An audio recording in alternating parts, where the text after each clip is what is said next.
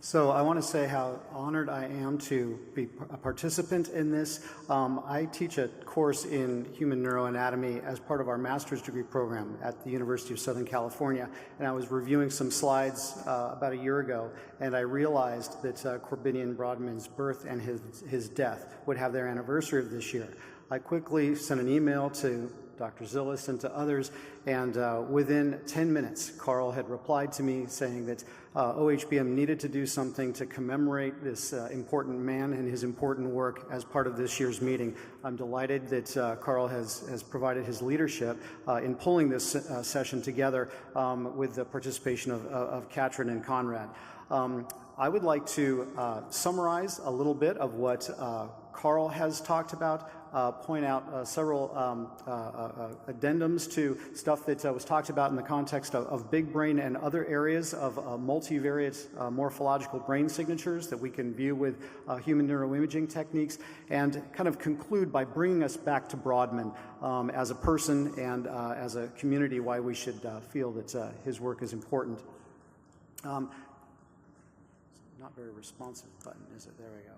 So again, I'm going to have a little introduction. I'm going to summarize, recapitulate, and also comment upon some of the things that have been discussed previously, talk about the role of brain atlases and how they've become so important to us, talk about multivariate brain signatures, and reach some conclusions. Or some extra thing. I just wanted to remind everybody about what was happening about the same time that Corbinian Brodmann was doing his work that was competing for attention in the scientific community as well as in the public.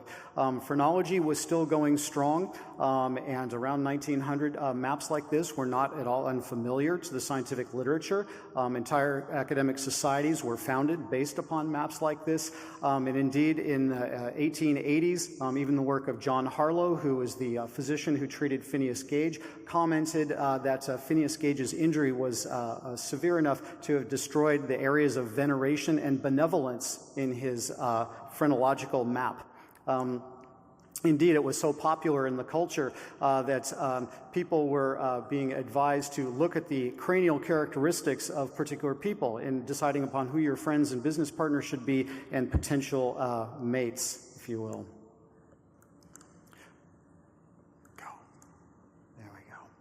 Also about this time, I really like this image of Röntgen. It looks sort of like he's out of a Hollywood B movie, but his important work in the development of X-rays earned him the very first Nobel Prize in Physics in 1901. Interestingly enough, out of his own personal kindness and sharing his technology with others, the first clinical medical imaging images were taken shortly after the year following his announcement of X-rays by people at Dartmouth College in Hanover, New Hampshire, where young Eddie McCarthy had broken his arm ice skating on a local pond. And the Frost brothers, who were faculty at the time, saw an opportunity to image him and to take the first clinical medical X-ray of a broken limb that you can see there. The device is still available on display at Dartmouth College, where it can be viewed. It is really quite remarkable to see how much that has influenced us, and that's where we have kind of come from. We've seen these pictures before. I find them to be quite remarkable because present in these pictures are a who's who of people performing the basic neuroanatomy, the fundamental basis of how the brain is formed, with implications for how it functions in this one picture. Carl sort of alluded to a number of these people. In particular, I wanted to point out Max Lewandowski, whose own work in this area was somewhat giant, working with Alzheimer and being trained under Nissl and amongst others. He was to die 2 years prior to Corbinian Brodmann as a consequence of typhus during World War I. Brain atlases now, beginning with those people who are in that picture, are now ubiquitous. Many of the vendors here that you'll see at our meeting this year will be selling atlases such as these. We're sort of like run amok with various atlases, but it's really those people in that picture who really kind of spearheaded things. I know for many of us of a certain age, many of us on our shelves in our laboratories have dog-eared copies of this particular atlas with the pages falling out and things scrawled in the margins. The Spiralarach atlas, of which our famous lecture is so named, was probably everybody's first exposure, who is not a card-carrying hardcore neuroanatomist, with Brodmann's areas, as they are reflected on this atlas, and many tables in the published literature reflect the name of Brodmann's areas in our attempts to identify the localization of brain function from fMRI, from PET, and from other methodologies. Corbinian and Brodmann's work, however, was very unimodal. In fact, the single light microscope, the light microscope that he used, you can buy a replica of that very same microscope. If you go and visit that URL that I've displayed there, you can buy the exact same one. But it is really quite impressive to think of a single solitary man hunched over a light microscope, hour after hour, describing what he saw. Even the microtome that he used to be able to create those brain sections must have required a lot more skill and technique and patience than what Katrin showed in their more automated process. Surely it must have taken hours to do the segmentations that he utilized in every one of his studies on animals as well as in humans. And these by hand-drawn drawings with their notes. This is a rich resource, as Carl kind of mentioned. Many of these have not been seen by this community or any other community. It would be a fantastic service to this community to be able to have these translated for use by students and practitioners in our field to give us more context in the history and the science of cytoarchitectonics. It would be invaluable across all the different species that were studied.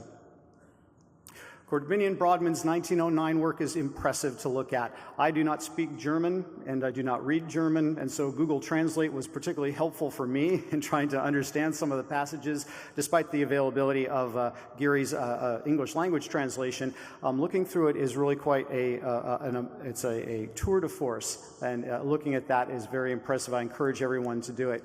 And it's looking at these and realizing that there were other maps that we're perhaps not well aware of, that of the rabbit, the lemur, the dog, and the hedgehog, that really indicate the breadth and the depth of Corbinian Brodmann's dedication, his persistence, his patience, and his determination to characterize these cytoarchitectonics across species, to look for homologies and heterogenetic similarities between and differences between these different species.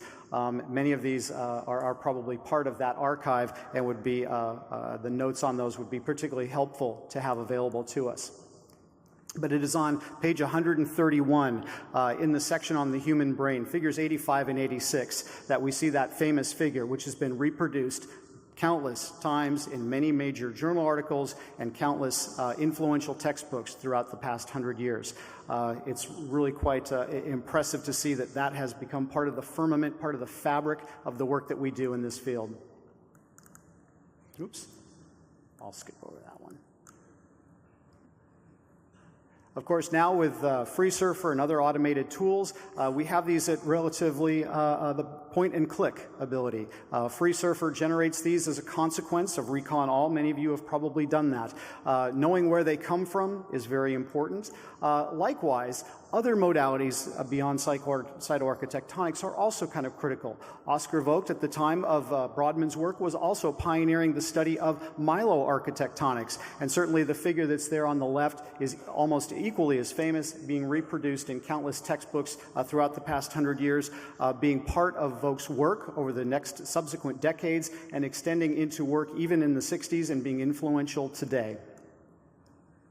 Of course, now with our diffusion tensor imaging, we can get a glimpse of the myeloarchitectonics of the human cortex and other brain regions using, for example, very simple k-means clustering with a little bit of additional tweaking to the parameters can produce a very convincing Brodmann-esque-like map of clustering to give you that sense of patchiness on the cortex of interconnected brain regions. Likewise, using more complex data analytic tools with massive amounts of data, such as that available from the Human Connectome Project, for example, the work of David Van Essen and others at Washington University and the University of Minnesota have contributed enormously to our understanding of the current state of cytoarchitectonics, of connectomics, and new models of the parcellization of the human cortex, as was also indicated by Katrin's work. Certainly there are other forms of architectonics as well, multiple forms, multimodal forms, including understanding of the cortical myeloarchitectonics, use of T1 and T2 weighted imaging ratios to be able to identify some of the properties of myeloarchitectonics on the cortex. Other things, these are terms I sort of made up, glutamine architectonics, the use of high field magnetic resonance imaging and CEST imaging to look at glutamine distribution over the cortex, as well as electroarchitectonics, mapping of the electronic properties of the brain, its permissivity and conductivity in various locations of the brain.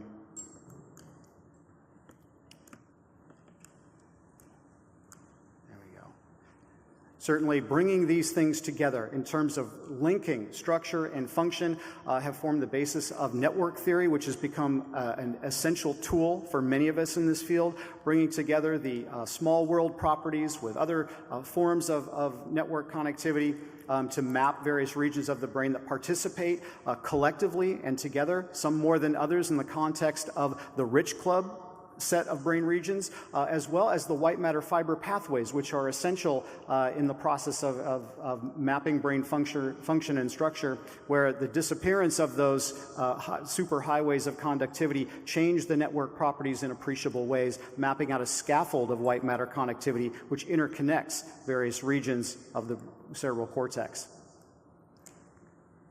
And certainly as we move from meso to micro using MRI, we're migrating and maturing from looking at relatively voxel-based, large-scale voxel-based or fasciculi-based diffusion tensor imaging to looking at cerebral cortical microstructure at the level of single neuronal processes, looking at the layered structure, the laminar structure of the cerebral cortex, or looking at cortical columns using fMRI across the various layers. We're going to have to be looking at modern computational and computer-driven, data science-driven techniques, such as that which we illustrated just recently here with the big brain.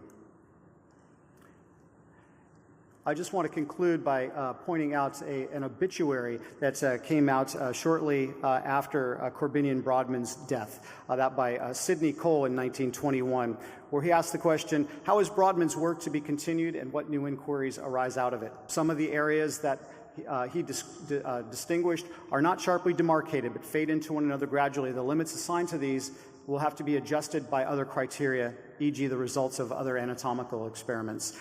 Surely he must have been foresaging the occurrence of the Human Connectome Project, of Big Brain, of the Human Brain Project in Europe. But whatever the future may have to tell us about the details, his fame as a chief creator of the science of cytoarchitectonics is assured for all time. The practical usefulness of his principles is absolutely established.